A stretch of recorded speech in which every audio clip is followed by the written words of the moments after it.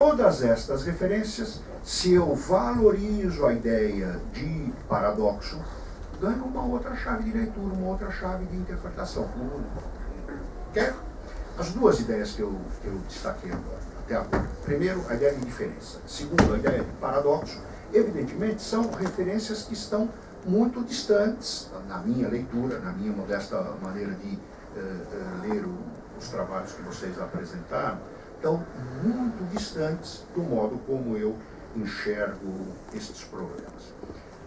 O terceiro e último ponto, já estou aqui, acho que com o meu tempo, teria outras coisas para falar sobre a teoria do direito, a moral e a política, mas, enfim, não quero também exceder o meu.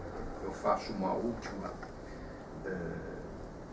observação sobre um conceito que, assim como de observador, de diferença e de paradoxo, me permitiria, digamos, reinterpretar aquilo que vocês estão dizendo, ofereceria elementos para uma crítica ao que vocês estão falando, que é a ideia de complexidade. Talvez esta, a que tenha menos diferenças com aquilo que vocês falaram, particularmente mais afinidade, possivelmente, com o que a Clarice falou a respeito da liberdade de expressão. Uma característica de uma sociedade diferenciada funcionalmente importante é o fato de que esta diferenciação funcional entre o direito, a política, a economia, tá, multiplica as possibilidades de comunicação, consequentemente expande a complexidade. Eu posso, por exemplo, ler a democracia desta maneira. Tá? Democracia é uma fórmula de manutenção de complexidade elevada. Uma sociedade complexa não pode trabalhar com critérios que eliminem esta complexidade, ainda que ela, a sociedade diferenciada, complexa, sofra constantemente uma pressão pela desdiferenciação. Tá?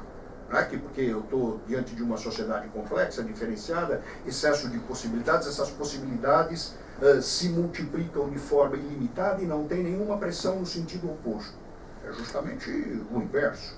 Por ser uma sociedade complexa e diferenciada, ela sofre constantemente uma pressão pela desdiferenciação. É possível que o discurso de ódio tenha esta característica. Tá? Que os totalitarismos políticos tenham esta característica, suprimir as diferentes instâncias funcionais e reduzi-las a apenas uma, seja o mercado, seja a autoridade política, pouco importa. Tá? O que eu poderia dizer é que numa sociedade complexa, manter sempre aberto este excesso de possibilidades, tá? Isto é algo que se, digamos, ajusta muito mais às características de uma sociedade complexa do que o contrário. Tá? Daí a importância da democracia, daí a importância da liberdade de imprensa, e daí a importância também da abertura do próprio sistema jurídico a um outro tipo de problema. Não que o Dworkin não esteja preocupado com esses temas, claro, um dos mais importantes teóricos do direito está preocupado com todos os temas que eu estou apresentando aqui, com pesos, com ênfases diferentes das que eu estou apresentando. Mas estas ideias, diferenciação do direito, paradoxos, quem é o observador, complexidade, me conduzem a um tipo de descrição de problemas de teoria jurídica, um tipo de observação de problemas de teoria jurídica a respeito do que eu devo considerar como a normatividade especificamente jurídica, do que eu devo considerar como a variabilidade própria do sistema jurídico, consequentemente do conceito de validade jurídica.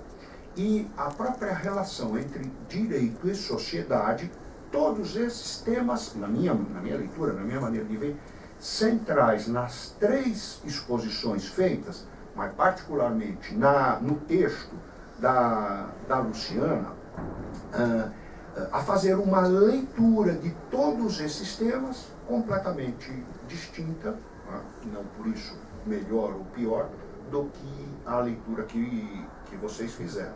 O que eu acho importante é que a gente, enfim, possa estabelecer essas conversas, esses diálogos, esses debates, de forma que, diferentemente do frentista português do interior da França, a gente consiga eventualmente olhar nas duas direções simultaneamente. Então, eu queria agradecer o convite, parabenizar aos três, ao professor Ronaldo, pelo excelente trabalho que vem fazendo aqui na faculdade. Obrigado.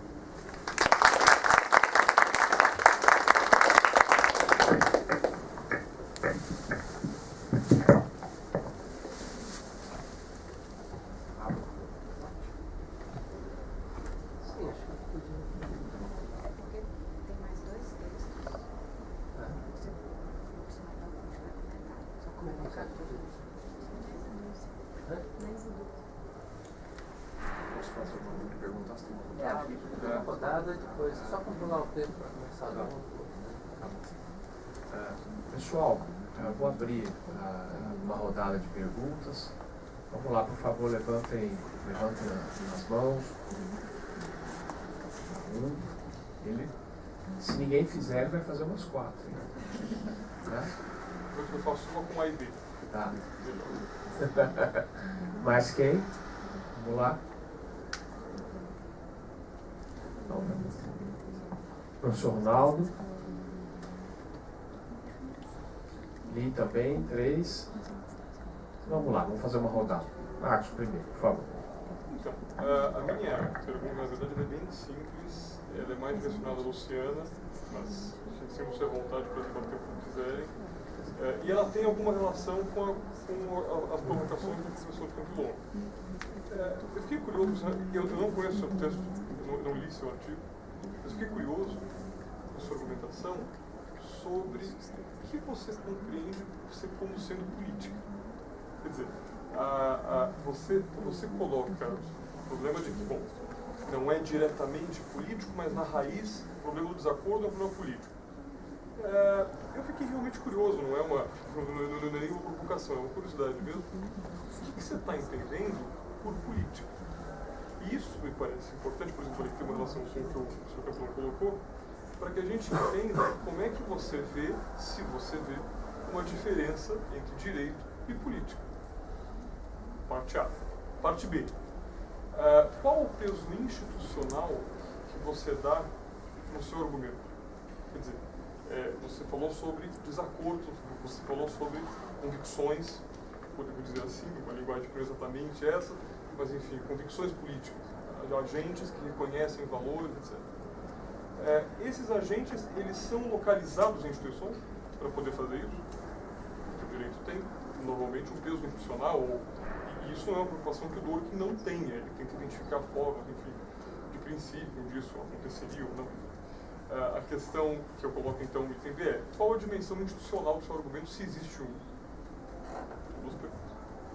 Obrigado. Uma rodada melhor, né? Pode mais umas duas? Quem que levantou a mão também? Ronaldo. Ronaldo levantou. Então vai, por favor. Minha pergunta vai mais para ali, por causa que é o tema que eu também estou estudando, que é esse discurso de ódio. Até passei bastante pelo Waldron e pelo Dworkin. E minha pergunta vai a respeito de um caso que eles comentam exaustivamente, né? E o Waldron só pincela, que é a questão das chaves do Maomé, dos cartões dinamarqueses.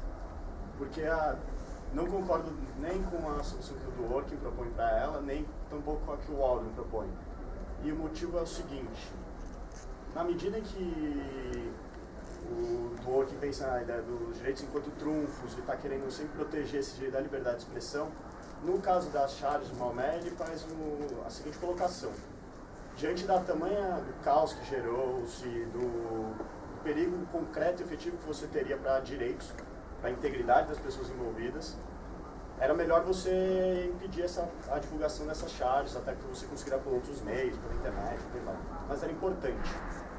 O meu ponto é o seguinte: se você está indo a partir disso, você está propondo essa restrição com base no perigo que representou-se, nas manifestações que você teve das pessoas contrárias, o que impediria desse direito estar sujeito a, por exemplo, outras questões também convencionais? frente a, por exemplo, a maioria se dispor com relação ao exercício de um direito da liberdade de expressão por uma determinada minoria. Em que medida isso é diferente, entende? Você ter, por um lado, o que o Dworkin fala, ó, eu tenho que preservar esse direito, nesse caso, mas devido à tamanha manifestação que houve, eu vou restringi-lo. Qual a diferença disso para outras questões também, por exemplo, de um desacordo com esse direito, de que gera uma manifestação tremenda, que eu busco a restrição dele também? Como que o Estado pode responder a isso? Não sei se ficou muito claro. Acho que sim, mas vamos ver. Desculpa, Não, mas Claro. Ronaldo? Bom, parabéns pelas apresentações todos. As minhas questões são o seguinte, muito rapidamente. Luciano, você faz uma distinção de atitude política e não conceitual, não é? Por que essa distinção? Por que ela não seria política e conceitual? É muito claro, inclusive nas conclusões do artigo, que ela não é conceitual. E acho que esse é um ponto importante para entender justamente quais são os limites do que significa fazer uma análise conceitual do direito e quanto, em que medida, o Dworkin é também um filho dessa matriz de análise conceitual. Bom, Daniel, você prometeu que você falou, devia ter sido mais traíra com o Dworkin, então eu fiquei curioso para ouvi-lo. Em que medida, digamos, a sua revisão seria mais crítica ao Dworkin do que foi na sua apresentação?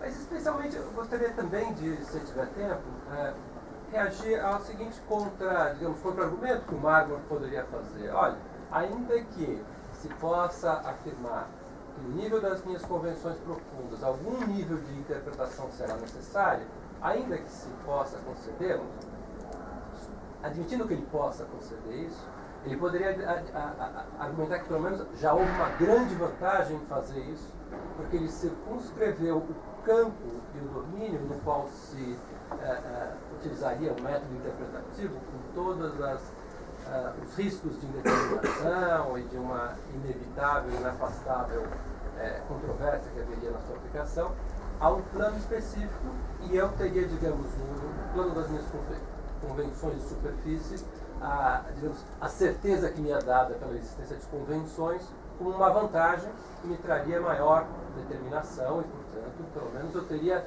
reduzido o mal da interpretação dos riscos da controvérsia que ela gera a um plano específico. E com relação a Clarissa, acho que a pergunta que eu teria seria a seguinte: como entender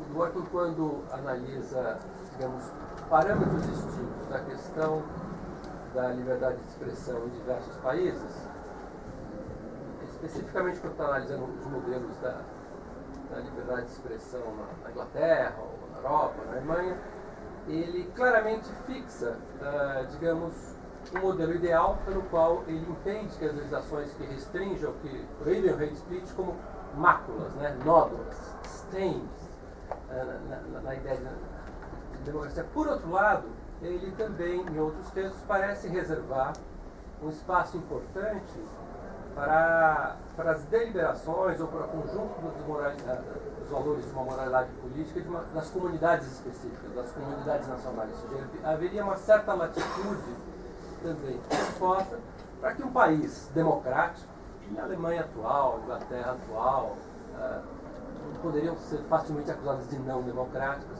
pudessem, de alguma forma, estabelecer limites distintos. Então, minha pergunta é: como é que compatibiliza esse universalismo, que às vezes parece presente na ideia do Dworkin, com também uma certa deferência aos valores das comunidades políticas, que parece também estar presente em outros momentos, onde ele reconhece que a moralidade pública deve ser, de alguma forma, pensada, deve ser uma fórmula de reconstrução dos valores das moralidades políticas particulares. Na ordem das apresentações, passo a palavra para os palestrantes.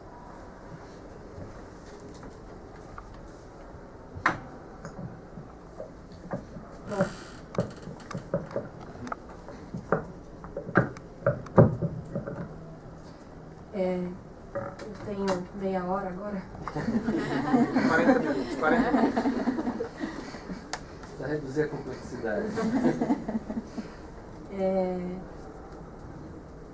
Bom, vou tentar abarcar as questões aqui do professor Campilongo, sua questão, que tem alguns pontos de interrupção mesmo. Já peço desculpas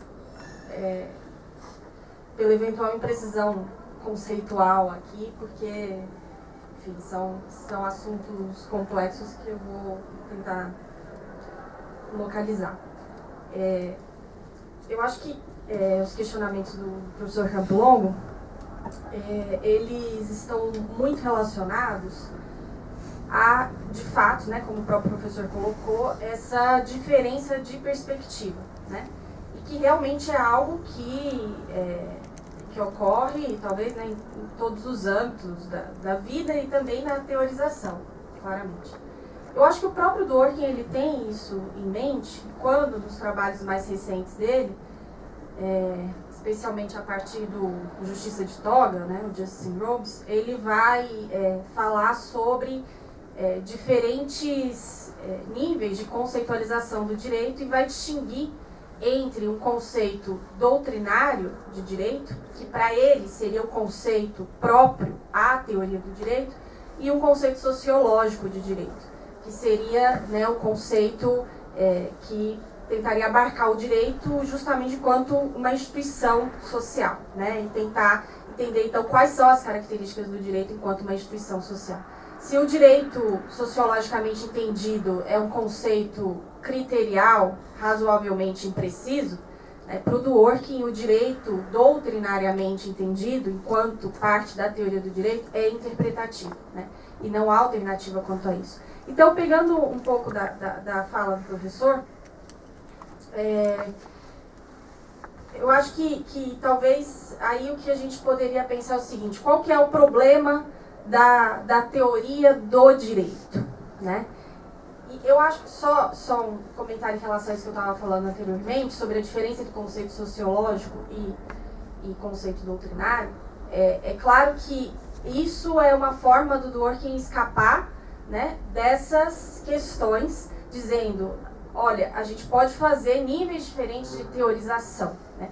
Mas o que me parece é que é claro que os autores que trabalham nessa perspectiva da teoria social do direito, como Luhmann, né, eles não estão diferenciando, né, talvez, entre o conceito sociológico e doutrinário. Não sei se eles estão, né? Por quê?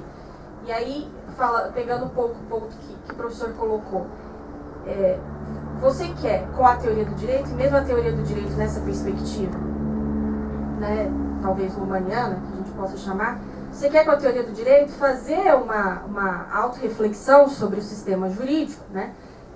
Então, tentando captar o que é a normatividade jurídica e o que é o conceito de validade.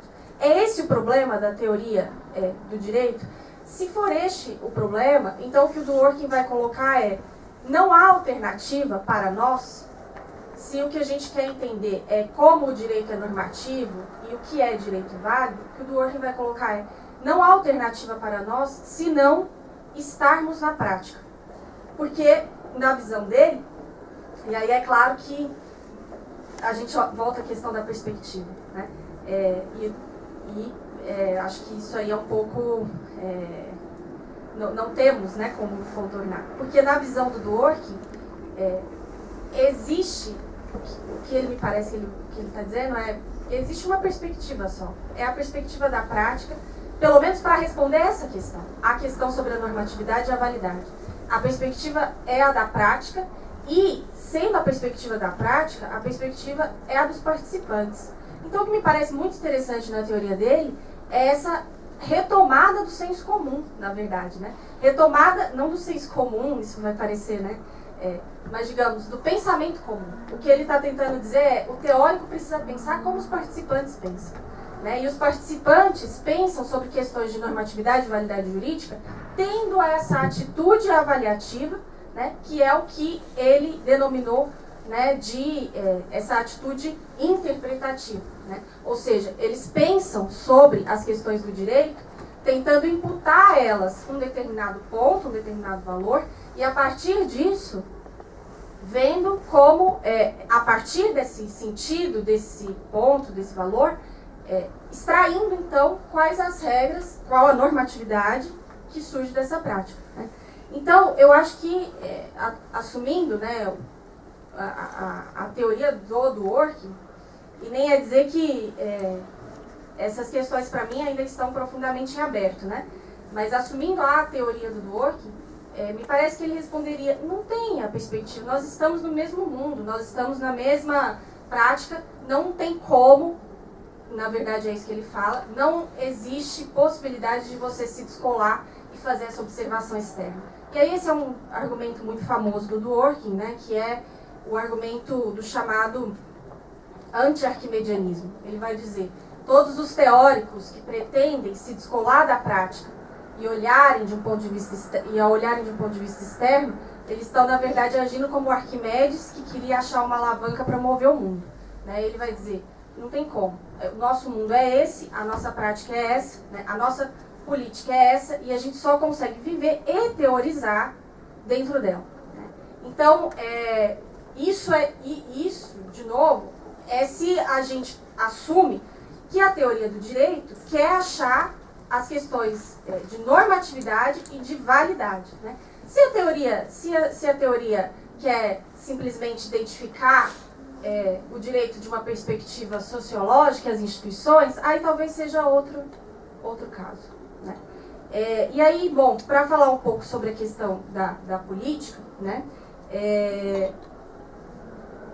Na verdade, o que a gente tem aqui é uma questão de moralidade política, né? É uma questão de como me comportar dentro da comunidade. Né? Então, o que o Dworkin vai colocar é que o direito nada mais é, né, e essa é a expressão dele, do que um ramo da moralidade política. Né?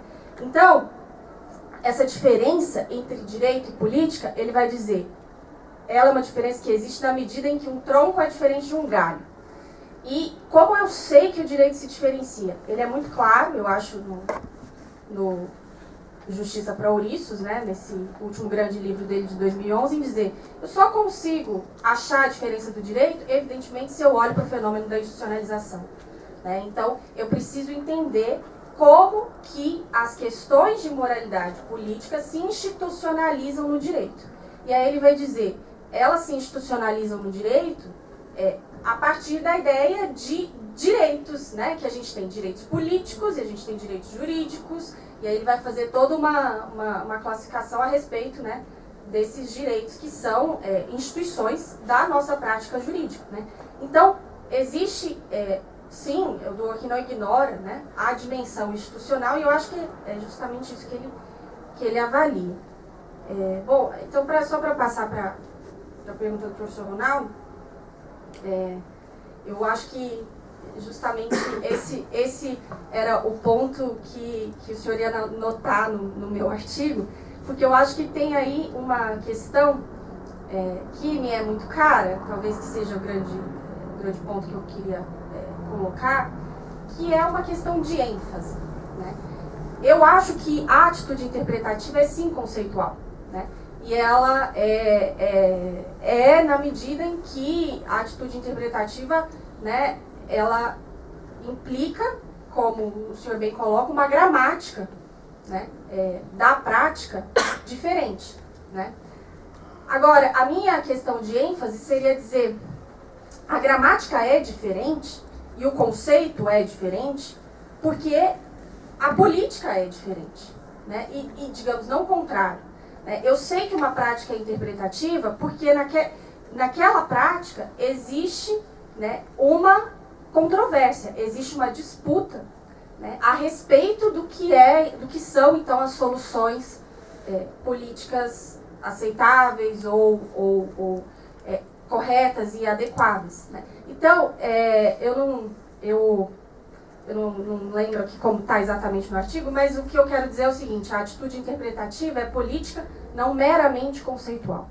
Né? Então, eu acho que essa questão de ênfase no Dworkin é importante, e aí é importante também, me parece, que é um ponto que eu acho que não é tão debatido, para a gente saber como a gente identifica uma prática interpretativa. Né? A gente identifica uma prática interpretativa, me parece, e eu acho que talvez não sei se aí a gente teria um ponto de discordância, mas a gente identifica uma prática interpretativa de maneira histórica e sociológica, né? Ela não é simplesmente uma gramática conceitual diversa, ela é. Mas por que ela é uma gramática conceitual diversa? Né? Então, o juízo a respeito de uma prática interpretativa, ele supõe, né, uma história e uma sociologia daquela prática para a gente entender se ali realmente floresceu a tal da atitude que o Dworkin chama, né, de a atitude protestante, a atitude de contestação, que é o que compõe, de fato, a interpretação.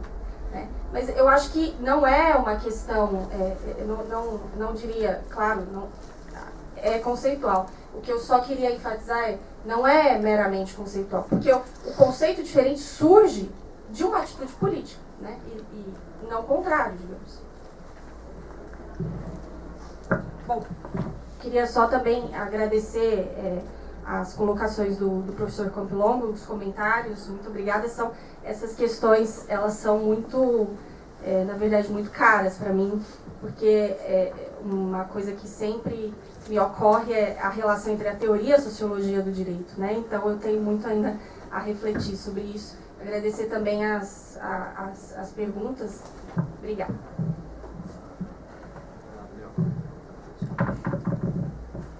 Então, foram duas perguntas que o senhor fez. Bom, primeira pergunta, como assim, que sentido, talvez eu fosse um pouco menos, fosse um pouco mais traído com o Dworkin.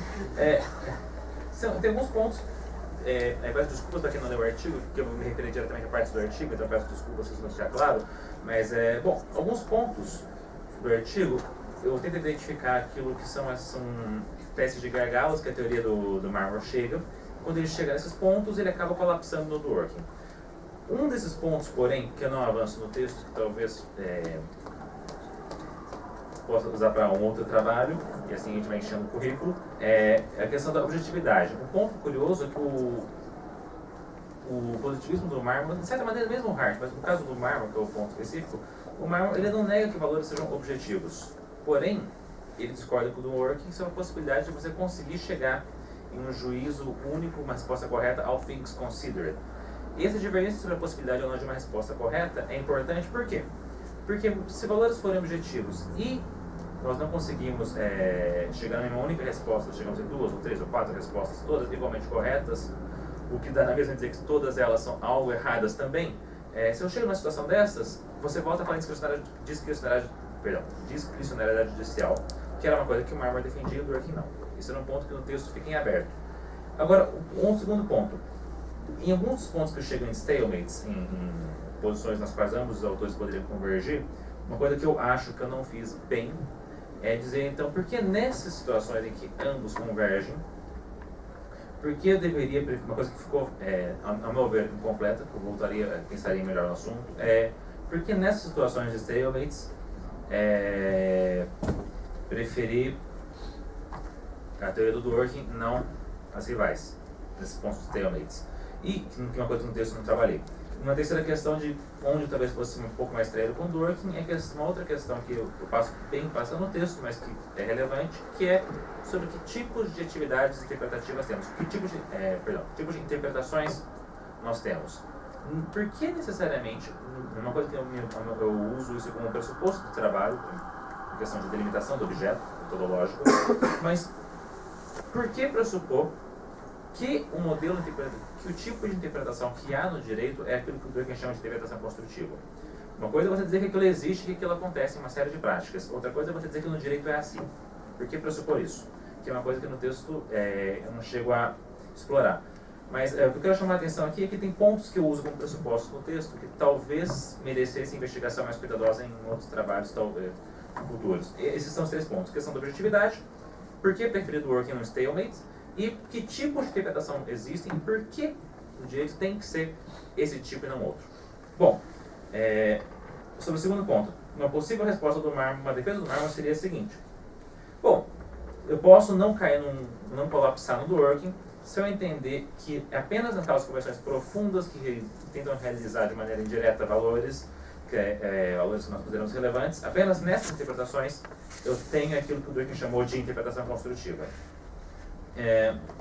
E aqui, uma questão talvez seja uma divergência de interpretação do autor, mas eu não tenho... você tem dois problemas, me parece. O primeiro problema é o seguinte: o próprio Marmor entende que as convenções profundas elas são radicalmente underdetermined, subdeterminadas. Elas não conseguem descrever como é que você, elas não especificam como é que você consegue realizar, praticar e fomentar aqueles valores de uma maneira concreta. Então você precisaria das convenções de superfície com as regras de conhecimento. Nessas convenções de superfície com as regras de conhecimento, você tem espaço, e isso é um ponto importante do Marmor, para a criação de valores internos à prática. Não faz sentido algum falar em um valor como devido ao processo legal, falar, bom, devido ao processo legal há um valor. Então, isso não faz sentido algum se você não tiver um sistema jurídico operando naquele lugar. É um valor que depende de uma construção de uma prática. Porém, esse próprio valor interno à prática, que é criado e regulado por uma convenção de superfície com uma regra de reconhecimento, mesmo esse tipo de valor, ele é subdeterminado e demanda uma certa interpretação. Então, mesmo que eu tentasse dizer que apenas os valores mais, vamos dizer assim, mais diretos, ligados à nossa forma de vida, os valores, aspas, mais brutos, eles estão na convenção profunda, isso não significa dizer que dentro da própria prática jurídica, nas convenções, superfícies, regras de reconhecimento, você não tem espaço para aquilo que o Durkheim chamou de interpretação construtiva. E, na prática, como você pode interpretar esses valores de novo na superfície, fica difícil de dizer que isso é um positivismo. É igualmente difícil dizer que a teoria está errada, mas também é igualmente difícil de chamar isso de positivismo. Por isso que eu concluí a exposição anterior inquirindo sobre se faz sentido mesmo dizer, se o Marmor não estiver errado, se ele não estiver equivocado, faz sentido dizer que ele é um positivista? Esse que eu acho que é o ponto. Mas, novamente, por que tudo isso? Porque ele reconhece que você tem um caráter histórico dinâmico, aberto à interpretação e revisitação dos valores, tanto internos quanto externos das convenções. Eu não sei se... Eu vou bem rápido. Já estamos no horário avançado. Bom, primeiro eu vou tentar responder bem rapidamente ao Otávio. Otávio, se eu entendi bem, você distinguiu entre o posicionamento do Waldron e do Dworkin em relação aos cartoons dinamarqueses, certo? Deixa eu só ver se eu estou te acompanhando. O Dworkin fala, ele defende uma determinada restrição, ainda que temporária, por conta dos efeitos daquela publicação naquele determinado momento. E o Waldron, até onde eu entendi, protege a publicação. Você também teve essa mesma leitura? Porque no The Harm in Hate Speech, ele fala que é limítrofe, mas até onde eu entendo, ele fala para proteger, porque está dentro de uma configuração de crítica. O que é muito interessante, porque nesse caso muito específico, a gente tem o Dworkin, que é, a princípio, né, um defensor do discurso de ódio, ou da proteção do discurso, ou da negação de proibição com base em conteúdo e forma, defendendo uma restrição contextual ou circunstancial. E o Waldron, que é pela proibição do discurso, do discurso de ódio, que ele conceitua, né, a partir de critérios de conteúdo e forma, pela proteção dessa instância específica dos cartoons dinamarqueses, né? Então, o que chama atenção para o fato de que, para o Dworkin, a restrição nesse momento está relacionada a um problema circunstancial, de conjuntura, né, que ela a publicação deflagrou episódios de violência e perigos para a integridade, como você bem colocou. Então, aí acho que a sua pergunta está relacionada com como que isso se articula com o poder da maioria, certo? Porque a gente só tem a proibição nesse momento porque a gente tem uma reação de determinado grupo de pessoas que causa um certo distúrbio na ordem, né? Eu acho que a defesa da proibição do Dworkin nesse momento não se confunde com uma deferência ao poder da maioria. Eu acho que o que ele está dizendo é o seguinte, nesse momento específico, né, a gente não prejudica, por exemplo, o acesso ao discurso, né, porque ele está na internet. Naquele momento, se eu clicasse lá no Google, eu ia achar a manifestação dessa instância específica, né? Só que o que ele tenta proibir nesse momento, a meu ver, é a provocação, né? É o jornal publicar de novo, né? É a mídia daquele determinado local mandar uma determinada mensagem a partir de uma determinada republicação. E aí você poderia dizer, bom, mas aí você pode ter uma determinada situação da maioria que coloca em perigo esse acesso a todo momento, né, deflagrando uma desordem, né? Eu acho que o que o Dworkin coloca é que dentro de um determinado limite, e a gente pode pensar nisso dentro, por exemplo, de um outro contexto dos Estados Unidos, né?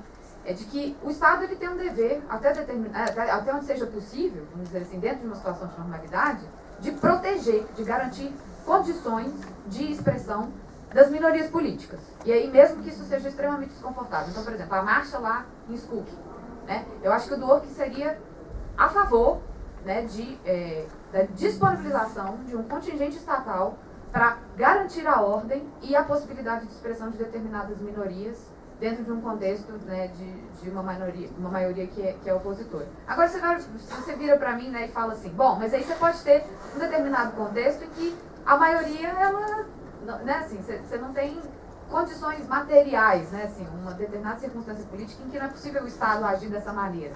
Eu acho que nessa situação, o que você tem assim, aí é uma completa desarticulação, vamos dizer assim, de determinadas instâncias de direitos individuais. Né? Você pode falar assim, bom, mas aí como é que você resolve isso com teoria? Acho que você não resolve isso com teoria, né? Você tem uma determinada situação que o Estado não é capaz de solucionar, garantir determinados direitos.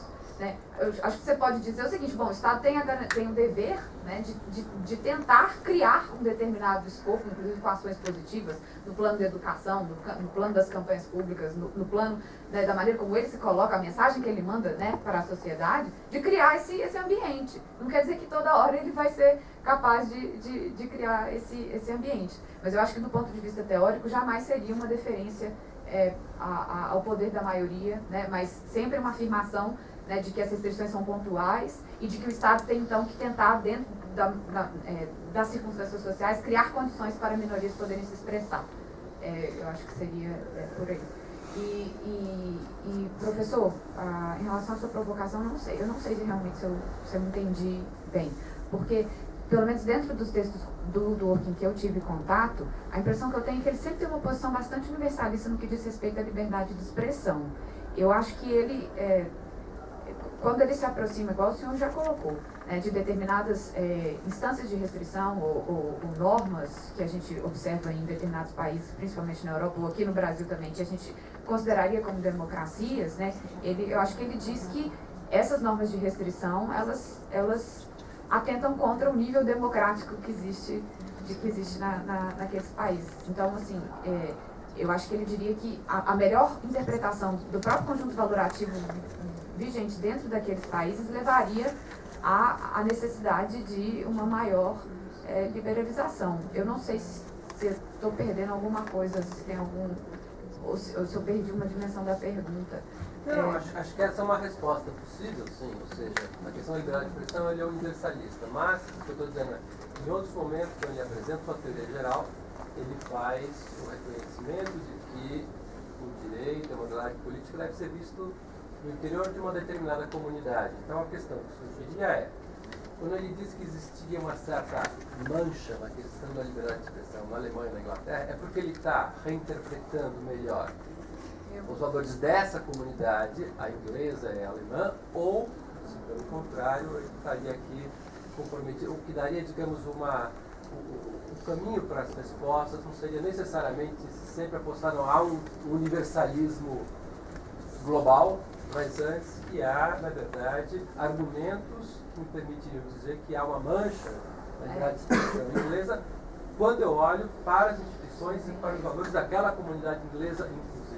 Eu acho que é mais por aí, nessa segunda forma, né, que eu acho que ele enfatiza outras instâncias da liberdade de expressão dentro dessa mesma cultura e ele vai dizer que elas não se sustentam coerentemente com essas instâncias de restrição e que, se é assim, a gente não pode dizer, pela existência dessas restrições, que há uma proteção igualitária da liberdade de expressão compreendida enquanto direito individual para todas as pessoas dentro dessas comunidades políticas. E é por isso que ele se dá o direito, vamos dizer assim, né, de fazer a crítica porque ela cabe dentro dos próprios valores desses países que compartilham com os Estados Unidos e com o Ocidente de forma geral uma teia de valores né, dentro da que a gente conhece como democracias liberais. Eu acho que seria um pouco por aí. Vou encerrar essa mesa para dar início imediatamente à outra mesa. Tá? Uma salva de palmas para você.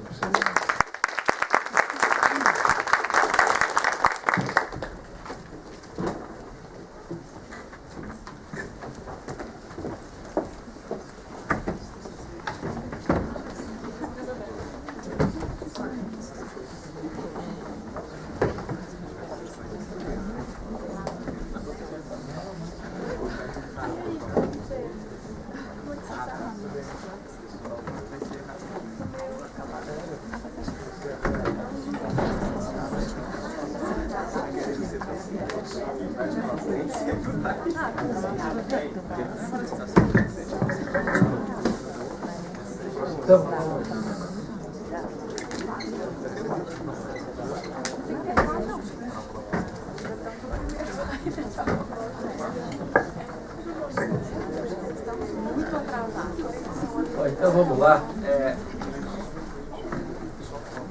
Temos vários desafios, um deles é de otimizar o nosso tempo, não é isso? Então nós vamos diretamente para o nosso segundo painel.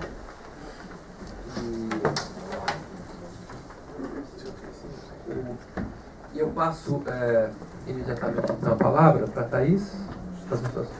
Então, já mudando, regras de cortesia às vezes precisam ser invertidas, mas eu passo então a palavra para o Horácio, que vai falar sobre RAS. O grande desafio RAS em 10 minutos.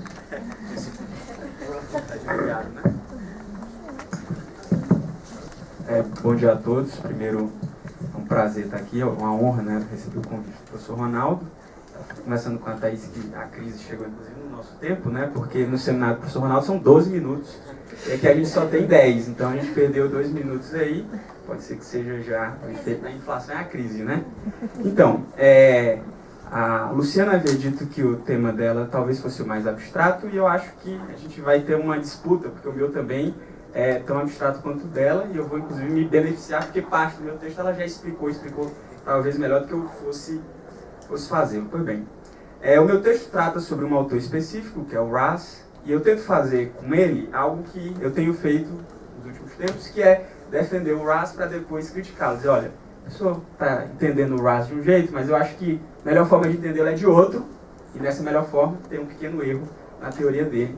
Essa é o argumento central do texto. Pois bem, o ponto de partida é que há um argumento do Dworkin no debate com os positivistas, que é o argumento do aguilhão semântico, que, segundo Dworkin, os positivistas, ou pelo menos partidários de teorias semânticas, não conseguiriam explicar os desacordos sobre os fundamentos do direito. Se o pessoal da teoria semântica acredita que, quando nós usamos determinadas palavras, nós compartilhamos certos critérios para o uso dessas palavras, o desacordo pressupõe que não há compartilhamento, porque o compartilhar algo depende de eu ter um acordo sobre esses critérios, logo, teorias semânticas não conseguiram explicar os desacordos sobre esses fundamentos do direito. Então, o RAS parte disso, e os positivistas, em geral, partem dessa crítica do Dworkin, tentam responder essa crítica, e havia duas alternativas. Uma seria a resposta etimológica. O Dworkin fala que, não, teorias semânticas não conseguem explicar os desacordos, e o Hart, por exemplo, diz, mas eu não estou fazendo teoria semântica, portanto, eu não estou interessado no significado de uma palavra, e essa crítica, portanto, não atingiria a minha teoria. O RAS ele é um pouco mais caridoso nesse sentido, e acho que ele pega o ponto central da crítica do Dworkin, que é, ainda que chame-se de teorias semânticas, o ponto é que uma explicação criterial de conceitos, uma explicação de conceitos baseado no uso de critérios compartilhados, essa sim não conseguiria explicar os desacordos teóricos. Portanto, o que o RAS vai tentar fazer na parte metodológica da teoria dele é como é que eu consigo explicar isso? Como é que eu consigo explicar dentro de um arcabouço criterial, dentro dessa ideia de que a análise conceitual própria da teoria do direito permanece sendo uma análise criterial e moralmente neutra, como é que eu consigo explicar os desacordos teóricos? E o Raz faz uma construção, como lhe é muito própria, muito complexa, muito difícil. E essa construção tenta, e esse é um ponto importante da minha leitura do Raz, mostrar a possibilidade de desacordos a respeito de conceitos criteriais. É possível, seria possível, segundo o Raz, existirem desacordos. Primeiro, existirem desacordos. Segundo, existirem desacordos que não sejam desacordos muito esdrúxulos, muito toscos, desacordos significativos. Então, para ele fazer isso, ele parte primeiro de um ponto que seria uma distinção sutil entre prática individual, a prática do meu uso específico de um determinado conceito, e uma prática conceitual. Para o Raz, o que definiria os critérios compartilhados, os critérios que definiriam o uso correto de um conceito, seria uma prática que ele chama de conceitual, e essa prática conceitual não seria o somatório das nossas práticas individuais, um consenso total, mas seria antes relativamente independente das nossas práticas individuais. Esse é o primeiro ponto dessa explicação do Raz. Mas a partir desse primeiro ponto, ele entra já num debate filosófico muito mais sutil e complexo, que seria o debate sobre individualismo e não individualismo conceitual. Tirando todas as partes que talvez não sejam possíveis de serem explicadas aqui, não sejam tão úteis para a gente entender o centro da questão, o que o Raz vai dizer é que o argumento do Dworkin, quando ele diz que quando eu e o professor Ronaldo estamos discordando aqui a respeito de determinado conceito, que se nós estamos discordando para a teoria semântica, isso pressuporia que nós temos conceitos distintos, para o Raz isso teria uma premissa implícita nessa leitura que ele está fazendo do argumento do Dworkin, que é que a regra de uso do conceito X que eu estou usando, ela é para mim plenamente especificada, ou seja, quando eu uso determinado conceito, eu tenho conhecimento de todos os critérios para a aplicação daquele conceito. E, portanto, se eu tenho conhecimento de todos esses critérios e estou discordando do professor Ronaldo, é óbvio, a conclusão seria que nós temos conceitos distintos. Essa seria uma conclusão quase que lógica disso. Se eu conheço todos os critérios e estou dizendo que ele se aplica, o conceito de livro se aplica a isso, e o professor Ronaldo está dizendo que o conceito não se aplica a isso, é porque a gente tem conceitos diversos. Portanto, nós estamos falando de coisas distintas. Seria essa a resposta a conclusão do argumento do Dworkin. E o Raz vai dizer que não. Olha, isso está pressupondo que quando eu uso um conceito, eu conheço todos os critérios para o uso desse conceito, mas isso na verdade não é verdade. Quando eu compartilho um critério com o professor Ronaldo e com todos vocês, na verdade a gente está se reportando a um critério social. E a regra de uso que eu estou adotando é a regra que diz o seguinte: eu aceito o critério social, qualquer que seja ele. Ou seja, eu posso estar equivocado. Nós aqui podemos achar, todos vocês, que isso aqui não é um livro, e eu estou aplicando. Não, isso é um livro, e aí vocês vão simplesmente me mostrar e eu vou aceitar isso. Faz parte do meu uso do conceito que, qualquer que sejam os critérios compartilhados socialmente, uma vez que alguém me mostre que isso de fato está sendo socialmente compartilhado, eu vou abrir mão do meu uso naquele caso específico. Mas o Raz vai dizer o seguinte: olha, quando a gente está usando conceitos, na verdade, as nossas regras, os critérios que a gente usa para aplicar o conceito não são especificados. Eu posso entender que isso é um livro porque ele tem um determinado número de páginas. O professor Ronaldo pode achar que isso é um livro por conta do conteúdo dele. Nós estamos aplicando o mesmo conceito ao mesmo objeto, ainda que com base em critérios distintos.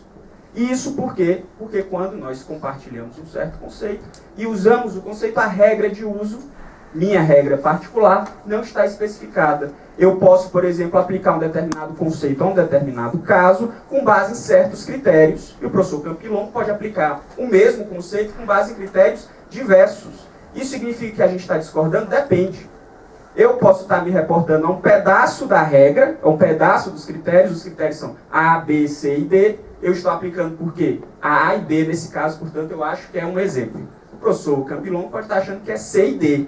Mas isso significa que a gente está discordando? Não necessariamente. Já que é possível que o nosso uso não seja totalmente especificado, que eu não conheça todos os critérios para uso dos conceitos. Portanto, isso já permitiria abrir um espaço lógico para que a gente divergisse sobre os critérios. Ou mais, podia ser possível que nós concordássemos com a aplicação de todos os casos. Por exemplo, concordamos que o conceito se aplica caso X, caso Y, caso Z, e ainda assim discordar sobre o conceito, já que é possível que exista algum caso que eu e o professor Campilonga ainda não pensamos, e esse caso revelaria que, na verdade, nós discordamos sobre o conceito porque discordamos sobre um dos critérios dele. Essa construção muito complexa do RAS, ela se destina a tentar fazer isso, mostrar que, olha, uma explicação criterial de conceito só não permite divergências significativas quando a gente está falando de conceitos muito simples. Por exemplo, o exemplo que ele dá é o conceito de triângulo equilátero. Se eu chegar e disser aqui que o conceito de triângulo equilátero envolve um conceito com 3 lados iguais, e alguém discordar disso, provavelmente essa pessoa estará equivocada, né? Vai ter errado essa questão no vestibular. Mas as divergências criteriais no conceito de direito e outros conceitos são mais significativas que essa, e toda a construção teórica do RAS procura mostrar essa possibilidade. Esse é o ponto central, mostrar a possibilidade de uma divergência. E com isso em mãos, ele passa inclusive para dar um passo além, que é mostrar assim, o Dworkin sempre gosta de começar os exemplos, as explicações dele com base em casos concretos, divergências judiciais entre juízes e tribunais. E o RAS vai dizer, certo, e essas divergências, o que é que elas querem dizer para a forma como a gente entende o conceito de direito? Não querem dizer muita coisa, não. Porque só iriam dizer muita coisa a forma como os juízes divergem se os juízes tivessem uma autoridade especial sobre o conceito de direito. Se aquilo que os juízes entendem ser o direito determinasse o conceito de direito para a gente. Mas na verdade ele está dizendo que não. Quando os juízes divergem sobre o direito, sobre os fundamentos do direito, eles estão divergindo sobre um conceito que não é deles, propriamente dito. É um conceito social, como por exemplo quando um juiz quer determinar o que é uma promessa. Ainda que o juiz entenda que promessa é X, a nossa comunidade pode ter um conceito diverso de promessa. E o que o juiz deveria fazer nessa leitura do RAS é entender, captar de maneira correta o conceito que a comunidade usa, ainda que o juiz possa estar equivocado em relação a isso. Ou seja, se a comunidade compartilha certos critérios para a aplicação do conceito de direito e os juízes divergem sobre esses critérios, a gente não precisa modificar a forma como a gente entende o conceito.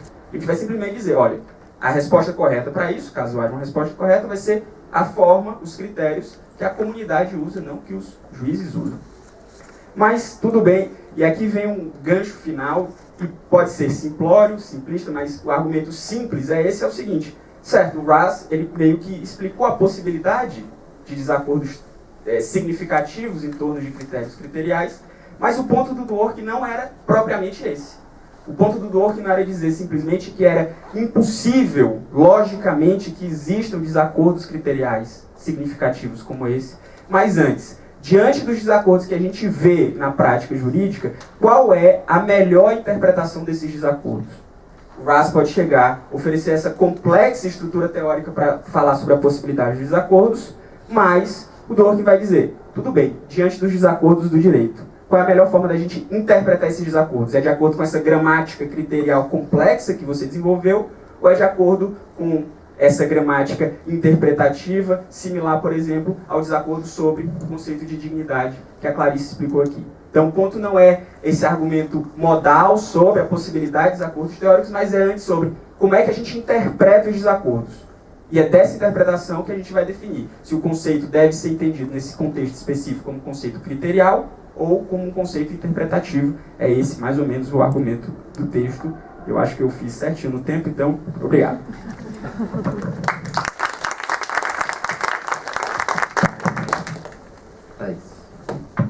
Bom dia a todos. Queria agradecer a audiência por ter apostado em que nós teríamos um grande seminário hoje pela manhã, muito embora o frio e a chuva imputassem uma necessária estada maior na cama, mas agradeço a todos aqui, ao professor Ronaldo, aos organizadores desse seminário. E talvez eu possa reivindicar também como o meu texto sendo o mais abstrato do livro. Não só porque o autor que é abordado no meu texto é um dos autores que, como bem diz o professor Ronaldo, na introdução do nosso livro, está de um lado que propõe um abandono aos conceitos mais, como o professor diz, a ambição de oferecer um núcleo firme daquilo que nós concebemos pelo que é direito, em oposição àqueles que se engajam em todos os ganhos que nós obtivemos com a introdução de ideias e conceitos da filosofia da linguagem no direito. A aposta do meu texto é num autor muito controverso do direito norte-americano hoje, que é o Brian Leiter. É um autor que, além de apostar fora da racionalidade jurídica, ele aposta contra um dos grandes autores aqui caros nesse seminário, que é o Ronald Dworkin. Como que eu faço a leitura do Leiter nesse texto? E talvez o doutorado tenha me garantido a possibilidade de ir além. O professor José Reinaldo me disse, você pode ir um pouco além do seu texto e usar mais. Eu usei. Eu fui para o cinema. E no cinema eu assisti um filme que fez muito sucesso enquanto eu estava escrevendo esse artigo, que era o filme A Grande Aposta. Não sei se vocês assistiram. Assim como a Maria Paula, eu gosto muito de mercado financeiro e economia. E nesse filme, o que acontece? A personagem principal é um investidor chamado Michael Burry. E durante o início dos anos 2000, ele percebe que o sistema norte-americano de créditos denominado subprime vai entrar em colapso. Como ele percebe isso? Ele percebe isso na medida em que ele começa a se dar conta que a concessão do crédito subprime vai muito além da simples relação banco-cliente. Ela tem a ver com a moralidade norte-americana de que há necessidade de se pagar os débitos. Uma vez os débitos contraídos, eles devem ser quitados. E ele consegue perceber, a partir de um estudo fora da racionalidade do sistema financeiro, a possibilidade de um colapso moral econômico nos Estados Unidos. E esse colapso vem acontecer no período de 2007 a 2008. E, pensando nisso, ele pensa em ganhar dinheiro. E não apenas em profetizar essa perda financeira na economia norte-americana. E, com isso, ele ganha milhões com uma derrota moral econômica nos Estados Unidos. O que o Leiter tem a ver com isso? O Leiter tem a ver com uma tentativa de derrubar essa moralidade americana que, na visão dele, está representada no interpretativismo dworkiniano. Quais são as estratégias utilizadas pelo Leiter para fazer isso? As estratégias são, no mínimo, controversas e arriscadas, e são as estratégias que eu acabei explorando na minha tese de doutorado, que estão presentes de uma forma mais sintética neste artigo. São duas estratégias principais. A primeira é voltar-se para uma concepção de ciência, que é a concepção de ciência explorada por Quine, e que é aquilo que hoje é conhecida como naturalismo quiniano. A segunda estratégia dele é tentar uma retomada do realismo jurídico norte-americano, ou seja, ele aposta em duas fichas que são muito controversas e que vão levá-lo a uma série de enredos que podem levá-los a armadilhas que não vão levá-lo ao seu fim último, que é a tentativa de derrubada do interpretativismo dworkiniano. Bom, eu estou falando de Quine. Nossa, quem é Quine? Quine é um dos autores mais controversos da filosofia da linguagem no século XX.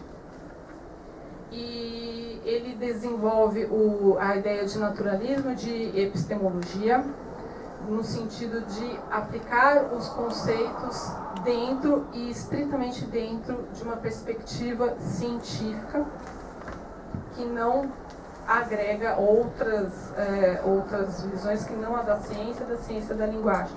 E com isso, Quine foi muito criticado e teve o seu papel diminuído dentro das demais ciências em relação a outros autores como Wittgenstein. O o que seria, quais seriam os principais pontos adotados por Leiter para escapar das críticas feitas a Quine? É o holismo e a indeterminação da tradução. O que significa o holismo para o Quine, para o Leiter, segundo a visão dele? O holismo ele existe no sentido que todos os testes e evidências confirmam e infirmam um conjunto de crenças como um todo e não uma crença individual, ou seja, não consigo afirmar um conceito se eu não inseri-lo dentro de um contexto universal muito mais próprio.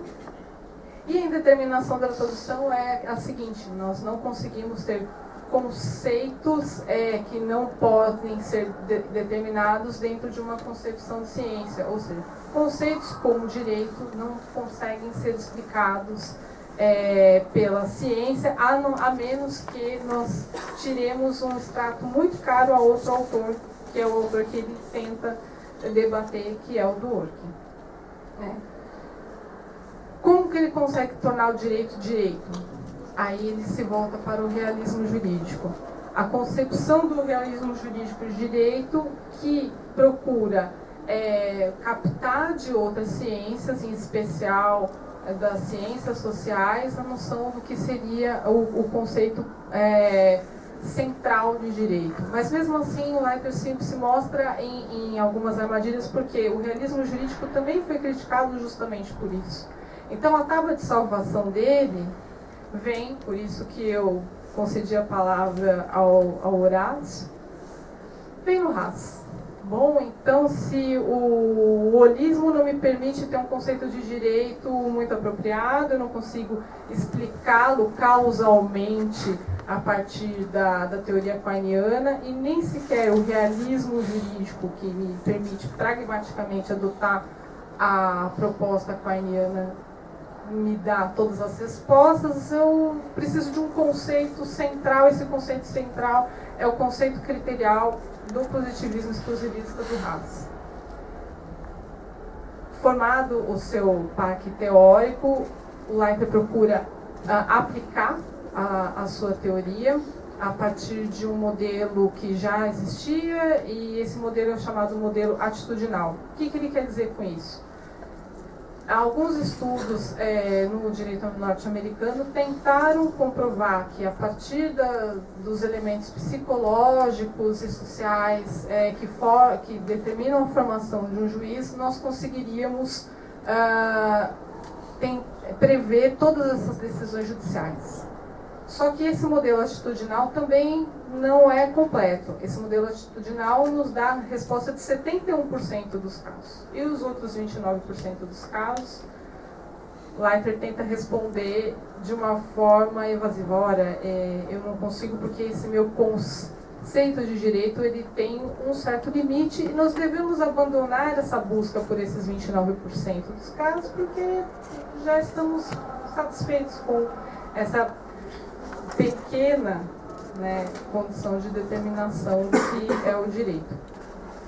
Tendo esse resultado, Leiter se volta de uma forma ainda mais agressiva para a filosofia dworkiniana, ou melhor, a teoria do direito dworkiniana, a partir da discussão do conceito de objetividade. Só que aí o Leiter leva realmente uma grande desvantagem em relação ao Dworkin, porque a forma como ele tenta explicar causalmente o conceito de objetividade no direito se torna muito rala, muito escassa, perto do potencial de explicação do conceito de objetividade do dworkiniano, que vai além da explicação e vai em direção à justificação. Ou seja, o que o Leiter consegue explicar em 71% dos casos, a teoria dworkiniana consegue justificar todos os casos, segundo a concepção de objetividade mais abrangente expressa por Dworkin.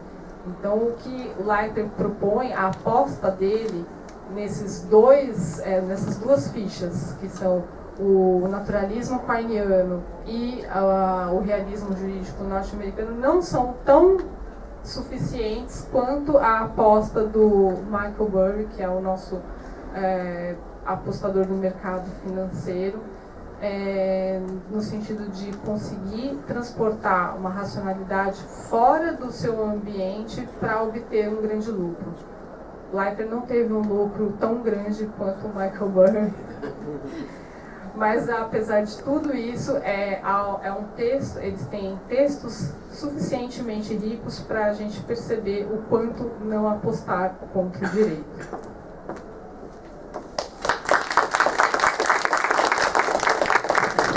Obrigado. Eu passo a palavra ao professor Rafael Pucci e aproveito para dizer que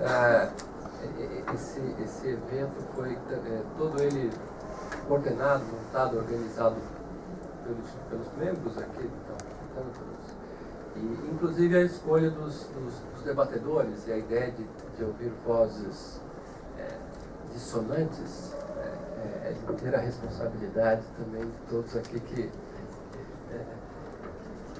participaram da montagem. Então eu passo a palavra. Obrigado, Rafael. Bom dia a todos. Eu que agradeço, professor Ronaldo.